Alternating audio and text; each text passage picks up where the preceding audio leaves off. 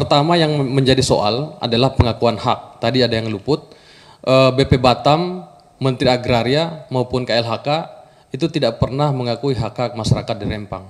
Padahal secara hukum, masyarakat yang turun-temurun yang mendiami suatu tanah minimal 20 tahun, ini peraturan pemerintah nomor 24 tahun 97 tentang pendaftaran tanah dan regulasi di kehutanan, kalau sudah mendiami tanah puluhan tahun, itu sudah resmi sebagai hak milik.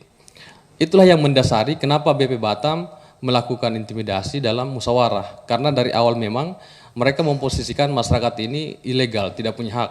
Jadi tuntutan yang paling mendasar masyarakat adalah mengakui dulu hak-hak mereka atas tanah, tempat tinggal, dan lingkungan mereka.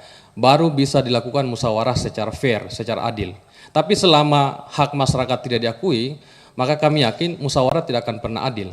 Karena dari pikiran mereka tidak pernah adil, sejak dalam pikiran mereka. Terima kasih. Silakan.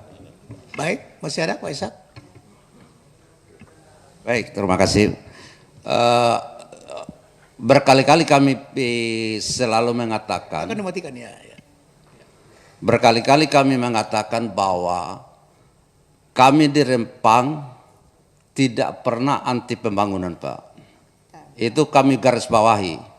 Tidak pernah kami anti pembangunan, tetapi pembangunan yang adil, yang berpihak kepada tata kelola ruang hidup masyarakat yang ada di Rempang itu sendiri, Pak.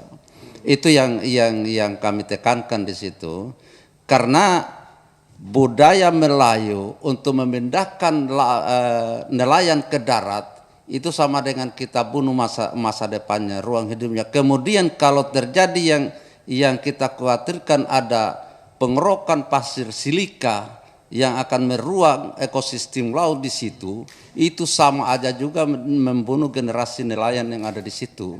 Itu yang kami sebenarnya kami takutkan. Tetapi kalau pembangunan yang tidak merusak ruang hidup masyarakat yang ada di Rempang, dan memang sesuai dengan tujuan negara bahwa pembangunan yang harus melindungi segenap bangsa dan seluruh tumpah darahnya, mungkin itu bisa kita clearkan kalau ada di Rempang. Tetapi kalau merusak ruang hidup yang ada di Rempang, itu yang kami tidak inginkan di Rempang, Pak. Terima kasih. Masih ada tambahan? Izin Silakan. pimpinan. Tadi sudah disebutkan bahwa pengakuan hak tanah masyarakat gitu ya. Ini sumber atau akar masalahnya adalah ada di Kepres nomor 41 tahun 73 tentang daerah industri BW Batam. Nah, disebutkan di Kepres itu, ini tahun 73, bahwa seluruh areal tanah yang ada di Kota Batam diserahkan pengelolaannya kepada BP Batam. Perlu diketahui Bapak-bapak, Ibu-ibu yang terhormat, bahwa Kota Batam itu terdiri dari 371 pulau.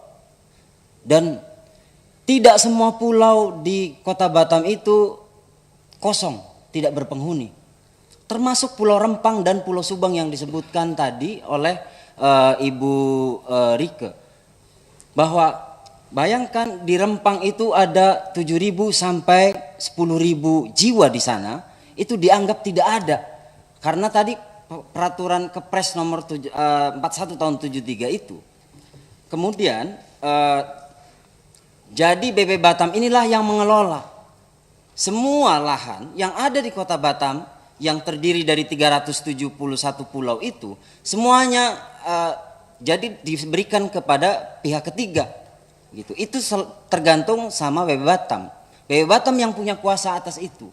Nah, dalam RDP yang sebelumnya muncul wacana atau rencana untuk audit pengelolaan lahan oleh DPR Komisi 6 ini. Dan untuk BP Batam yang hari ini atau wali kota yang menjabat hari ini meresponnya dengan setuju untuk dilakukan audit. Ini sangat ide yang sangat baik begitu ya. Kemudian untuk itu tuntutannya adalah bagaimana kepres yang sudah berlaku dari tahun 73 ini yang sudah menyengsarakan banyak banyak masyarakat Kota Batam ini bisa dicabut karena undang-undang tentang kawasan industri BB Batam kemudian kawasan ekonomi khusus itu sudah ada, tapi kepresnya yang dari tahun 73 ini masih berlaku. Inilah yang menjadi sumber masalah dari pengelolaan lahan di Kota Batam. Makanya setiap ada investasi di Kota Batam itu selalu berkonflik dengan masyarakat. Karena masyarakat sudah puluhan tahun tinggal di situ, kemudian tiba-tiba BB Batam memberikan HPL-nya kepada pengusaha gitu. Sehingga terjadilah konflik. Dan hari ini bersamaan dengan Rempang itu masih banyak lagi wilayah-wilayah lain, tempat-tempat lain di Kota Batam yang terjadi konflik serupa. Jadi demikian pimpinan. Terima kasih. Terima kasih, sudah cukup ya. Pak, masih ada? Silakan. Sedikit, Pak, sedikit. Saya menyampaikan, Bapak mengatakan tadi kami di kampung bisa menghasilkan dari wilayah, tapi kami direlokasi. Itu sama juga, Pak, menjatuhkan harga diri kami orang Melayu.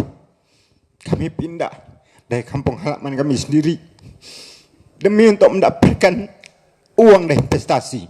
Kami tak mau itu.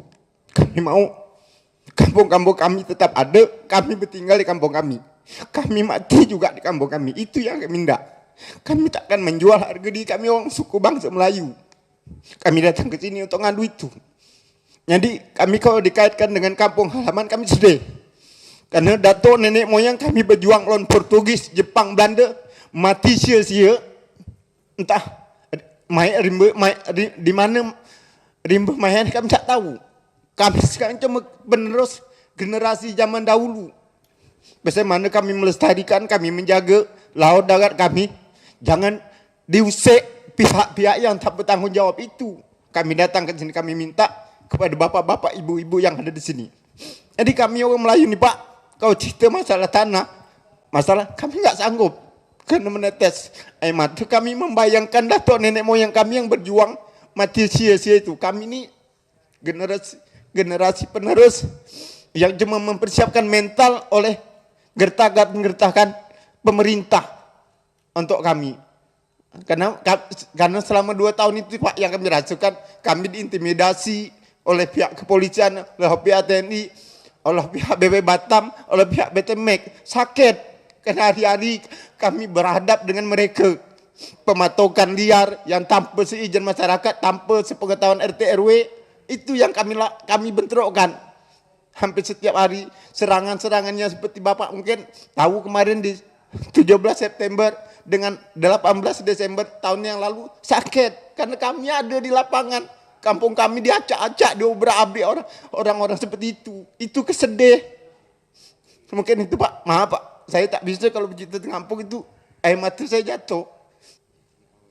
Kasih.